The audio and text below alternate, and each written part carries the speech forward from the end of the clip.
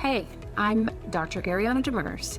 I'm an orthopedic sports medicine surgeon, and I have successfully integrated orthobiologics into my busy practice so that I can provide a continuum of care and treat patients who are in the gap. The gap is this gray area in orthopedics where standard conservative treatments have not been effective, but surgery may not be warranted.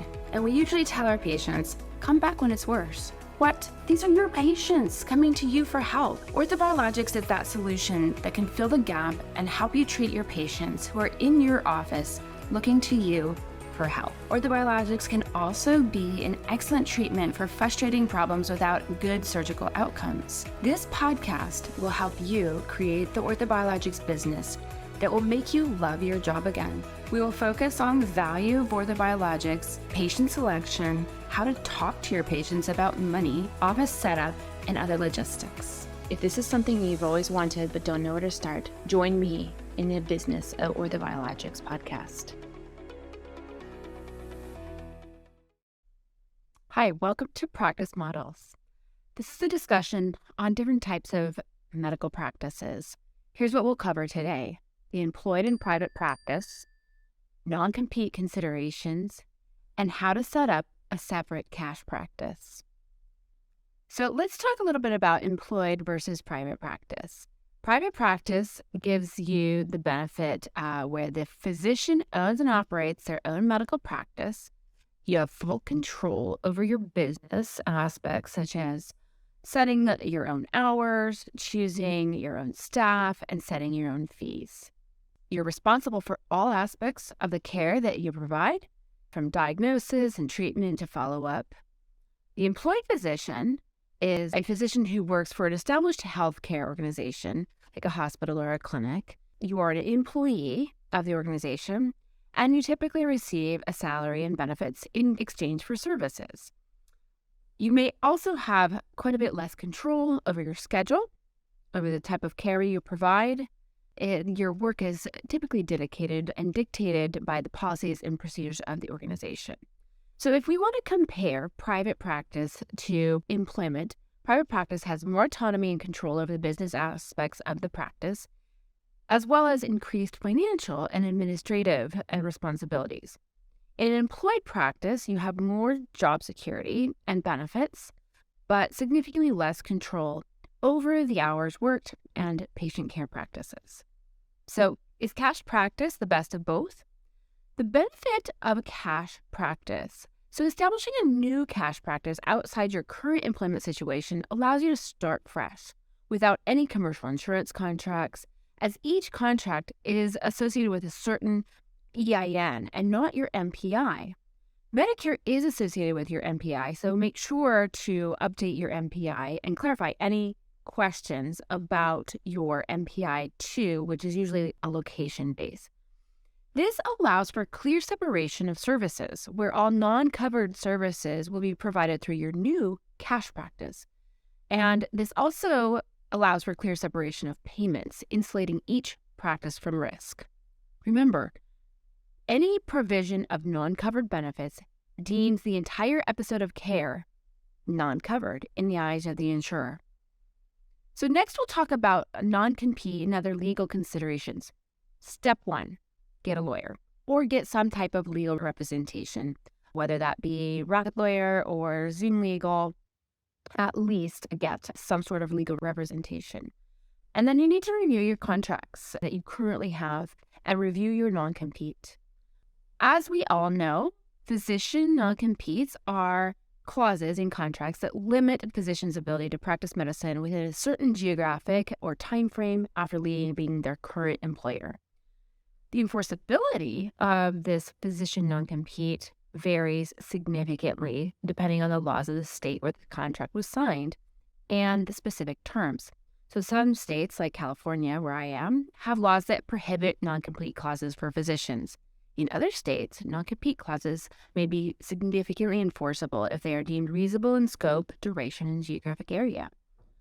These have been a subject of increasing scrutiny recently, and there is some discussion that these may go away completely. There's been significant efforts to limit or eliminate non-compete clauses in certain states, And some states have enacted laws to prohibit non-compete clauses for physicians, while others have limited either the scope or duration.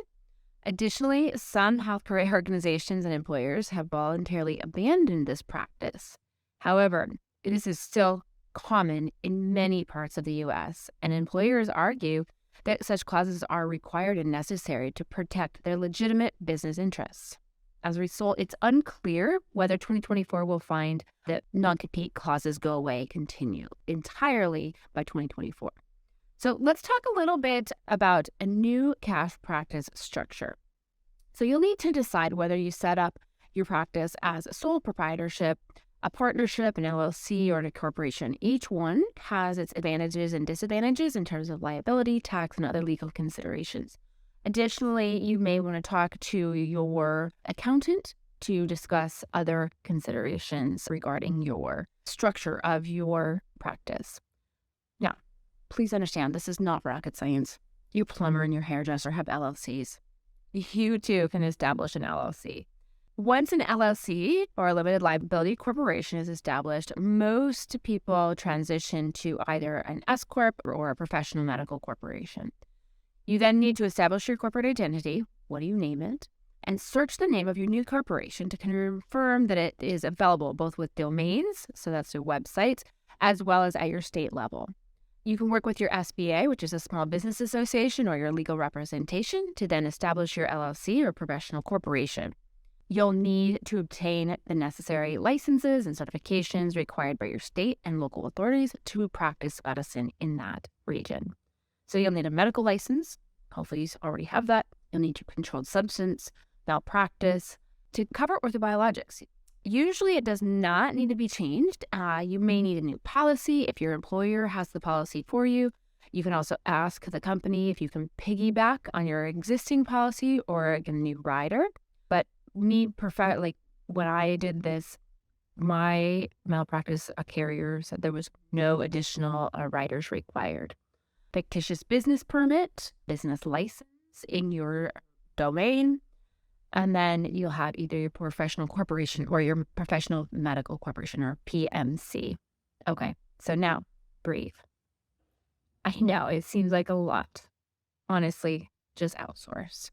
The majority of this can be outsourced, and you do not have to have the nuts and bolts of what you're doing here. So breathe. It's going to be okay. You can do this. Next, we're now going to go through setting up your cash practice, the short version. First, you need to create your articles of incorporation. The articles of incorporation outline the purpose, structure, and governance of your professional medical corporation. Then you need to file these with the state. You need to obtain an EIN, or employer identification number. That will be you. You need to get a business bank account and a credit card, establish bylaws, appoint a board, which can be you, and register with the state medical board. You will need to comply with all healthcare regulations, which is standard. Next, you'll need to decide where you're going to practice, where it's going to operate. Are you going to practice within your current practice? Are you going to get a new location? Are you going to rent space in an existing office? You're going to lease? You're going to buy a building, buy an area to rent, or are you going to share space? Banking. You need to set up your business account and credit card. And this is what the items that you will need to be able to set that up. You'll need a business address and phone number. You'll need the nature of your business. You'll need the number of locations, number of employees, annual sales in dollars. You can estimate where you're going to be selling your products and services, types of transactions and volumes that you may expect. Next, equipment and supplies. You'll need to purchase or obtain the following equipment. Please don't go crazy to start. This is a startup, and thus it can be acting like a startup. So you will need medical equipment. You will need supplies, medical supplies, office furnishings, exam tables or an exam table, diagnostic equipment, an electronic health record, and some digital systems. So next, we're going to talk about ultrasound and centrifuge. We have to get an ultrasound of some sort, whether this is a handheld item or a more sophisticated system. You do need to take a refresher course or two, unless you just finished them. And then use your ultrasound on every patient, whether this is your orthobiologic patients or your standard orthopedic musculoskeletal care patients. Use your ultrasound on every patient, and you will continue to improve and benefit your skills, and you will start to recognize patterns on every patient. And that's what it takes. Practice makes perfect. So you need to get a centrifuge. Your friendly rep can bring you one, or if you buy a certain number of kits, this will be included in your purchase agreement. And then you need to get some PRP kits. Please do your homework on product quality. Not all PRP is the same. This bears repeating. Not all PRP is the same. Next, pricing. So how do you determine price? Do some market research, ask around, look around. You calculate the cost of doing business plus your time, but I would consider a minimum of $1,200 to $1,500 for PRP as a single treatment. You then need to determine how to accept payment. You have a bank account that is connected to Stripe, which is more of an online type of entity, or Square, which is where you can actually have a terminal to take credit cards. You then need marketing. So you'll need a website, you'll need social media, in-person events, current patients you're going to be marketing to as your mainstay. Use local media, and then referral networking with your other physician friends and people that you've worked out with previously to send you patients already. So how to live better? Look at your legal considerations, create a cash practice. Yes, it's that simple. And love your life.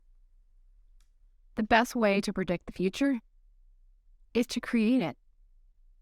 This is the way to pandemic-proof, recession-proof, Medicare cut-proof your practice. Thanks so much. Have a great day.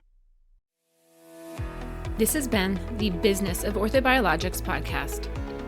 Thank you so much for joining us today.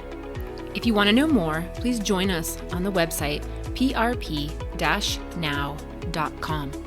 and click on the free masterclass. Also, don't forget to subscribe to this podcast to get more guidance on integrating PRP in your busy practice. Bye for now.